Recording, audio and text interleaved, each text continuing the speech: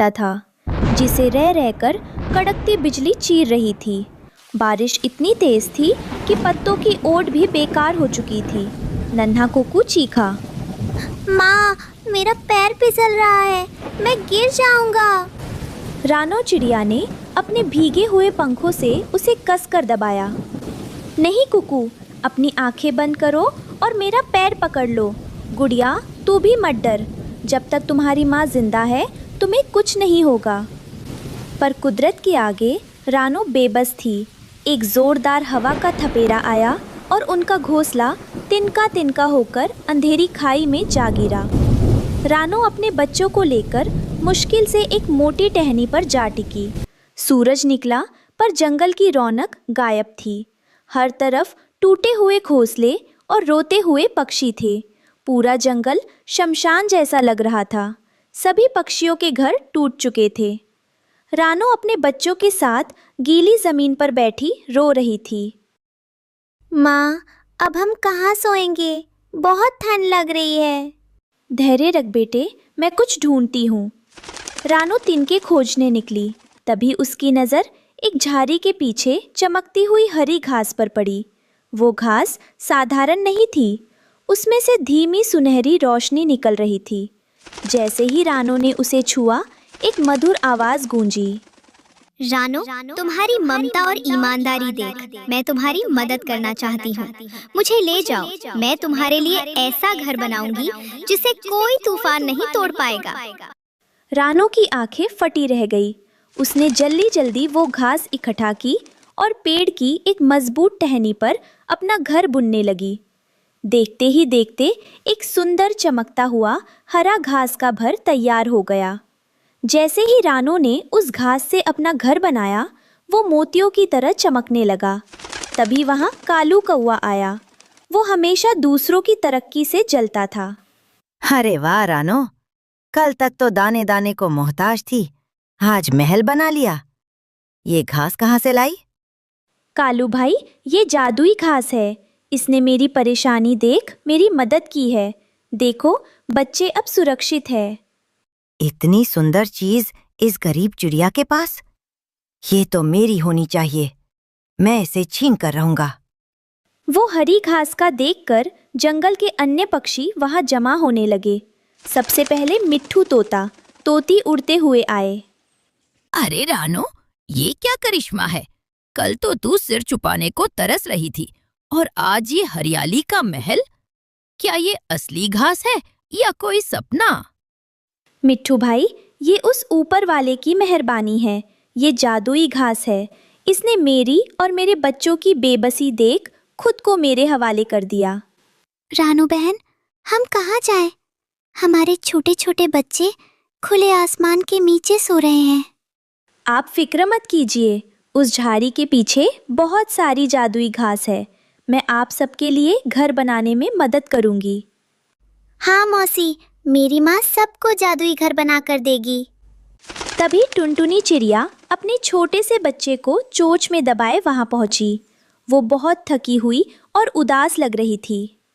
रानो बहन, क्या मैं थोड़ी देर तुम्हारे इस घर की छांव में बैठ सकती हूँ? मेरा बच्चा कल से भीगने के कारण कांप रहा है। मेरा तो सब कुछ उजड़ गया। अरे टुनटुनी, ऐसा क्यों कह रही है? ये घर सिर्फ मेरा नहीं है। अंदर आ जा। देख, जादुई घास की गर्मी से तेरा बच्चा तुरंत ठीक हो जाएगा। मिट्ठू तोता चकित होकर ये सब देख रहा था। लेकिन रानो, ये घास तो कम है। अगर तू सबको यहाँ रखेगी तो घर टूट जाएगा। तू अपने बारे में सोच, दुनिया बहुत स्वार्थी है। नहीं मिट्ठू भाई, जो मुसीबत में काम ना आए वो पक्षी कैसा? टुनटुनी, तू फिक्र मत कर, मैं अभी जाकर और घास लाती हूँ। मैं तोते भाई के लिए, तुम्हारे लिए और इस जंगल के हर बेघर पक्षी के लिए घर बनाऊंगी। पर रानो, तू अकेले इतना काम कैसे करेगी? तू तो खुद कितनी कमजोर है। हिम्मत और ममता कभी कमजोर नहीं होती टुनटुनी, तुम बस बच्चों का ख्याल रखो। रात भर जागकर रानो ने अपनी मेहनत से सभी बेघर पक्षियों के लिए छोटे छोटे जादुई हरे घर बना दिए। पूरा जंगल अब सितारों की तरह चमक रहा था। उसने टुनटुनी के लिए एक छोटा और प्यारा घर बनाया और मिट्ठू तोते के लिए एक बड़ा हरा कमरा तैयार किया। दूर पेड़ पर बैठा कालू कौआ ये सब देख जल भून रहा था। उसने सोचा कि अगर वो रानो का ये घर छीन ले तो वो पूरे जंगल का राजा बन जाएगा।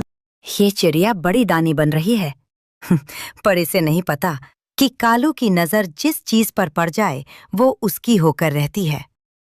आज रात ये जादुई घर मेरा होगा।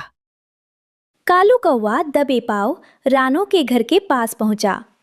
उसके हाथ में एक तेज कुल्हाड़ी जैसी लकड़ी थी। अब मैं इस घर को काट दूंगा और रानो को नीचे धकेल दूंगा। अब आएगा मजा। जैसे ही ये घर नीचे गिरेगा मैं इसे उठाकर अपने पुराने पेड़ पर ले जाऊंगा। ये जादुई घर तो सिर्फ मेरा होगा। उसने जोर से रानो के घर की जड़ पर वार किया, लेकिन जैसे ही लकड़ी घास से टकराई एक जोरदार बिजली कड़की। लालची कालू, ये घर सिर्फ मेहनत और नेक दिल वालों के लिए है। चोरों के लिए यहाँ सिर्फ सजा है। अचानक घास से लपटें जैसी निकली और कालू को हवा में उछाल दिया। बचाओ बचाओ रानो, मुझे बचाओ, मेरे पंख जल रहे हैं। रानो और बाकी पक्षी जाग गए। रानो ने तुरंत पानी लाकर कालू पर डाला। कौन है वहां? कालू, तू यहाँ क्या कर रहा है इस वक्त?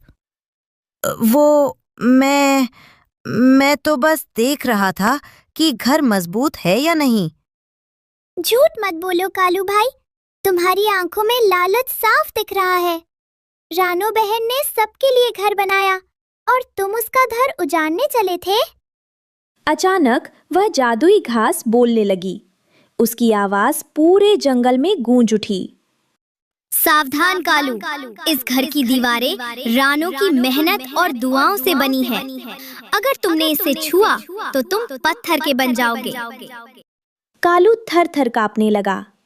रानो बाहर आई और उसने देखा कि कालू डर के मारे अधमरा हो रहा है। कालू भाई, क्यों इतनी नफरत पाल रखी है? अगर आपको घर चाहिए था तो बस एक बार कह देते, मैं आपके लिए भी वैसा ही घर बना देती। मुझे माफ कर दो रानो। मिट्ठू भाई सही कहते थे, मैं स्वार्थी हूं, पर तुम्हारी अच्छाई ने आज मेरी आंखें खोल दी। क्या तुम मुझे माफ करोगी?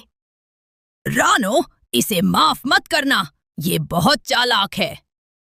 नहीं मिट्ठू भाई, जो अपनी गलती मान ले उसे मौका देना चाहिए।